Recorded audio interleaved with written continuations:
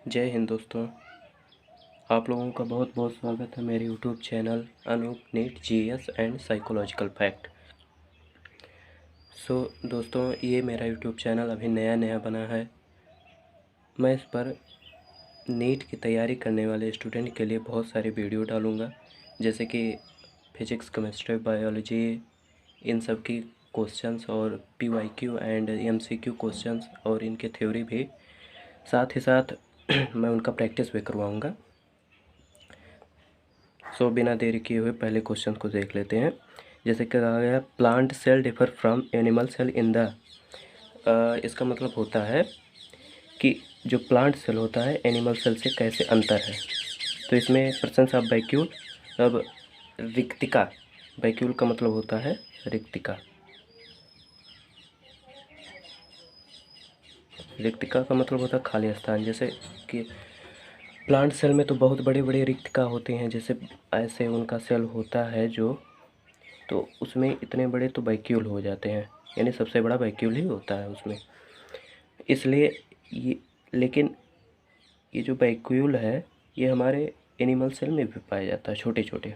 इसलिए ये वैक्यूल से अलग नहीं है, क्योंकि हमारे में पाया जाता है, इनके में भी पाया जाता है, इसलिए अलग नहीं है। दूसरा देख लेते हैं, presence of cell wall and chloroplast, मतलब सेल वॉल और क्लोरोप्लास्ट से अलग है, यानी ये सही होगा आंसर, क्योंकि हमारे में क्लोरोप्लास्ट पाया नहीं जाता है, ना ही सेल वॉल पाया जाता है, तो ये हमारा करेक्ट आंसर होगा।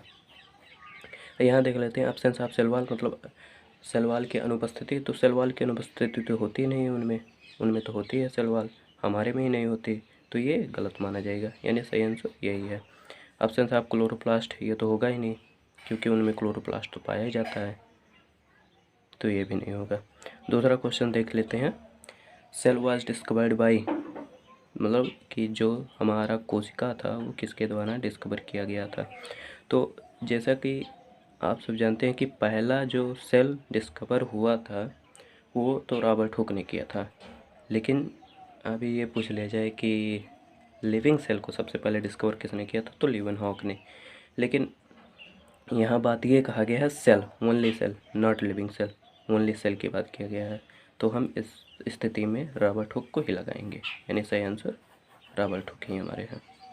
तीसरा क्वेश्चन देख लेते हैं, cells having membrane bound nucleus are known as, cells मतलब कोशिकाओं के पास जो कि membrane bound nucleus are known as, जिनके पास मेम्ब्रेन से बंधी हुई केंद्रिका होती है उन्हें कहते हैं। तो जैसे देख ले, प्रोकैरियोटिक सेल में तो होती नहीं है। प्रोकैरियोटिक सेल एक ऐसी कोशिका है जिसमें केंद्रक तो पाया जाता है लेकिन बिना झिल्ली के पाया जाता है, तो प्रोकैरियोटिक सेल होगी नहीं। यूकैरियोटिक कोशिका देख लेते हैं, तो यूकैरियोटिक कोशिका में होती है। इसमें ये एक ऐसी कोशिका है जिसमें केंद्रक के साथ साथ उसकी झिल्ली भी पाई जाती है, यानी ये सही है हमारा, ये सही आंसर है। Which of the following cells has a diameter of 7 micrometre, which of the following cells has a diameter of 7 micrometre, मतलब कि ये किस कोशिका का डायमीटर 7 माइक्रोमीटर का होता है। तो इसमें देख लीजिए, मोनोसाइट, मोनोसाइट एक WBC का पार्ट है जो कि ब्लड में पाया जाता है। ब्लड में पाए जाने वाले WBC का एक टाइप है मोनोसाइट। तो मोनोसाइट तो बड़ी कोशिका होती है, ये 7 माइक्रोमीटर का तो होगा नहीं। न्यूरॉन सबसे लंबी कोशिका होती है जो कि 1 मीटर की होती है, ये भी नहीं होगी। ब्लड प्लेटलेट्स, तो ये तो होता नहीं है, क्योंकि ये लगभग 10 के आसपास, 10 माइक्रोमीटर के आसपास ही होता है, यानी हमारा सही आंसर इराथ्रोसाइट, जिसे RBC बोलते हैं, ये होगा। 5वां क्वेश्चन देख लेते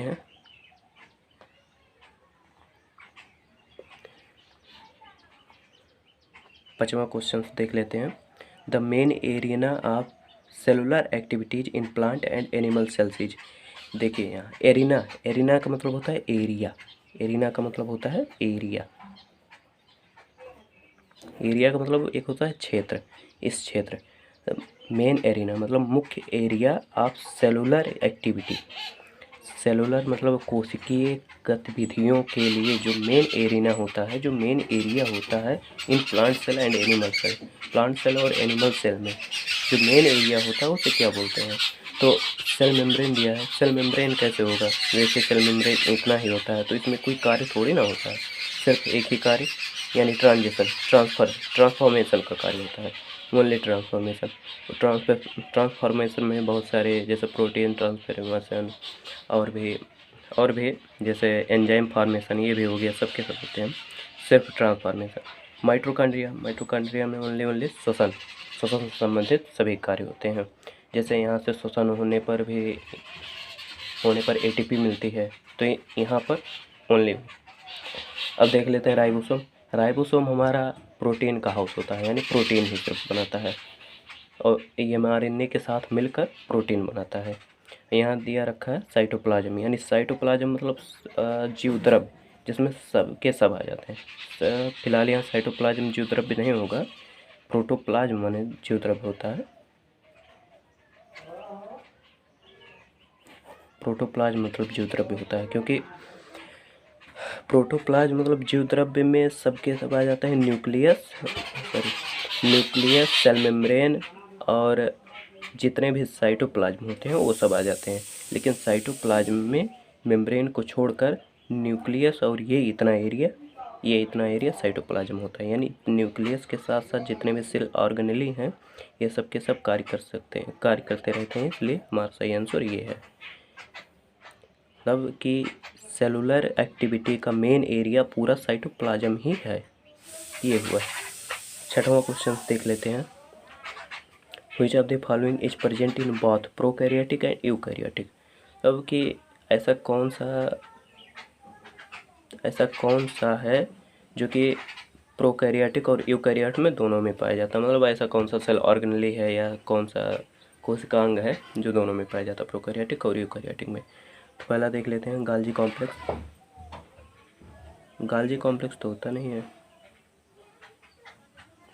और माइटोकॉन्ड्रिया सिर्फ यूकैरियोटिक में पाया जाता है, इसमें नहीं पाया जाता। क्लोरोप्लास्ट नहीं, प्लाज्मा मेम्ब्रेन ये सभी में पाया जाता है। प्रोकैरियोट, यूकैरियोट या सेल, चाहे जो सेल हो, सब में पाया जाता है प्लाज्मा मेम्ब्रेन, ओनली वायरस को छोड़कर।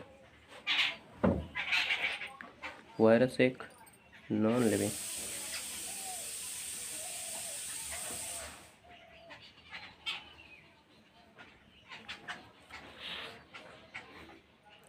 वायरस सजीव और निर्जीव के बीच की कड़ी माना जाता है। ये ना ही तो लिविंग है और ना ही नॉन लिविंग है, इसलिए इसके पास प्लाज्मा मेम्ब्रेन भी पाया जाता है। अगला क्वेश्चन देख लेते हैं।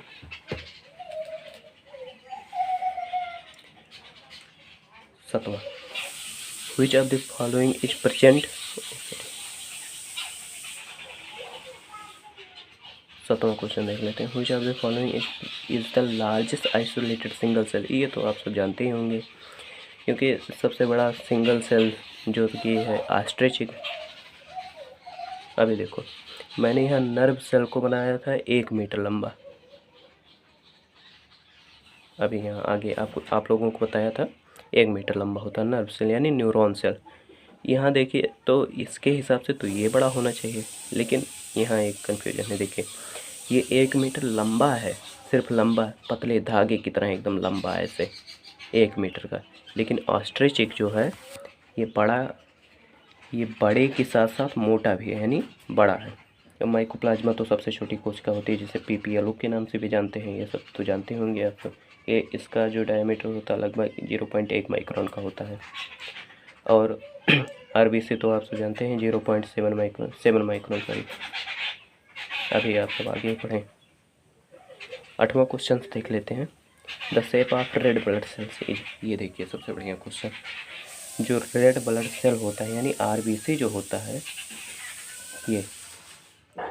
ये RBC किस साइज का होता है, किस तरह का दिखता है। तो ये जो है ऐसे दिखता है, कुछ राउंड में, और बीच में कुछ ऐसे धंसा हुआ, ऐसे लाइक एज बालूशाही आप सब खाए हैं क्या? ऐसे ही कुछ होता है। तो ये जो होता है एक तरफ से ऐसे धंसा होता है, यानी जैसे मान लीजिए जैसे कॉनकेव लेंस होता है, ऐसे अंदर से धंसा होता है, उसी तरह ये round and by concave lens की तरह होता है। गोल भी होता है और बाई कॉनकेव भी होता है। इरेगुलर तो होता नहीं है कि हरदम बदले, ये होता नहीं है। फ्लैट एंड थ्रेड लाइक तो सिर्फ यही न्यूरॉन कोशिका ही होती है। और राउंड एंड ओवल तो एक की तरह होती है, ये तो होगी नहीं, यानी सही आंसर हमारा राउंड एंड बाइकॉनकेव। देखिए 9वां क्वेश्चन देख लेते हैं। Cell envelope of prokaryotic consist of. Cell envelope of prokaryotic consist of. देखिए यहाँ ये सबसे बढ़िया क्वेश्चन है। जो प्रोकैरियोटिक कोशिकाएं हैं ये कुछ इस तरह की होती हैं। प्रोकैरियोटिक कोशिका ज़्यादातर बैक्टीरिया ही होती हैं। ये हो गया हमारा सेल मेम्ब्रेन, इसके ऊपर होती हैं सेल वॉल, और इसके ऊपर कुछ ऐसे ऐसे होता है जिसे हम ग्लाइकोकैलिक्स बोलते हैं, सॉरी ग्लाइकोलिक्स। ये जो होता है कुछ चिपचिपा पदार्थ होता है, इसलिए एनवलप मतलब जो कि हमारा आवरण होता है बाहर, उसे एनवलप का मतलब आवरण ही होता है। तो ये प्रोकैरियोटिक का आवरण किस किस तरह से होता है, तो इसमें देखिए सेल मेम्ब्रेन भी पाया जाता है, सेल वॉल भी पाया जाता है, ग्लाइकोकैलिक्स भी पाया जाता है, यानी हमारा सही आंसर ऑल ऑफ दीज ही होगा। 10वां क्वेश्चन देख लेते हैं। The genetic material of prokaryotic cell is called. देखिए the genetic material of prokaryotic cell is called. Prokaryotic cell में जेनेटिक मटेरियल क्या होता है। देखिए जैसे कि हमारे कोशिका में यानी जंतु कोशिका में देखेंगे तो जेनेटिक मटेरियल सबके सब न्यूक्लियस में भरे होते हैं। हेलो दोस्तों, ऐसे ढेर सारी वीडियो मतलब के लिए न्यूक्लियस ही मेरा हमारा चैनल जेनेटिक सब्सक्राइब मटेरियल हो कीजिए जाता है। और ये वीडियो आपको कैसा ऐसे लगा में यदि हम कमेंट करके ज़रूर प्रोकैरियोटिक बताएं। कोशिका में देखें तो उसमें जय हिंद न्यूक्लियस तो दोस्तों, मेम्ब्रेन मिलते हैं बाउंडेड अगले तो पाया वीडियो नहीं में। जाता है तब तक के कि लिए मेम्ब्रेन बाउंड हो, मस्त रहिए, स्वस्थ रहिए और अपना ख्याल रखिए। इसलिए